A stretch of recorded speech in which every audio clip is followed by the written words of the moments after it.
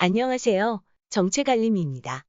정부는 7월 19일 코로나19 확산으로 인한 정부의 방역 조치로 영업 제한 등의 피해를 겪고 있는 소상공인에 대한 희망회복자금 지원을 역대 최고 수준으로 인상하고 지원 대상도 확대하기로 했습니다.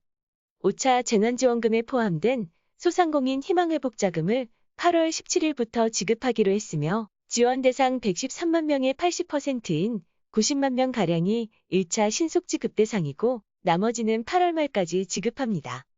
2020년 8월 이후 올해 6월 말까지 한 차례라도 집합금지나 영업제한 조치를 받거나 여행업 등 경영위기 업종에 해당하는 소상공인, 소기업 112만 5천만 명이 지원 대상이며 대상 인원은 유흥업종 등 20만 명, 음식점 등 76만 명, 여행업 등 16만 5천 명입니다.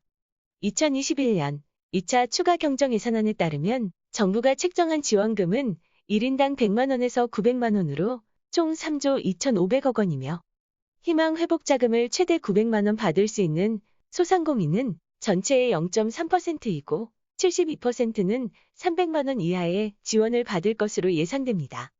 지난 14일 국회 산업통상자원 중소벤처기업위원회는 지원금 구간을 최소 150만 원에서 최대 3천만 원으로 대폭 상향했지만 정부는 이를 받아들이기 힘들다고 밝혔습니다. 다만 복수사업체를 운영하는 경우 상한액이 1,500만 원까지 높아지면 3천만 원을 받는 소상공인이 있을 수는 있다고 하는데요. 앞선 버팀목자금 플러스는 2개 사업장을 운영하면 1개 사업장 운영대에 150%, 3개 운영하면 180%, 4개 이상은 200%를 지급했었는데요. 이번에도 해당 규정은 그대로 적용됩니다. 지원 기준은 2019년 이후 매출 감소 여부입니다. 2019년 매출 대비 2020년 매출부터 2019년 상반기 매출 대비 2021년 상반기 매출까지 6가지 경우를 비교해 그중 한 가지 경우라도 매출이 줄면 지원 대상이 됩니다.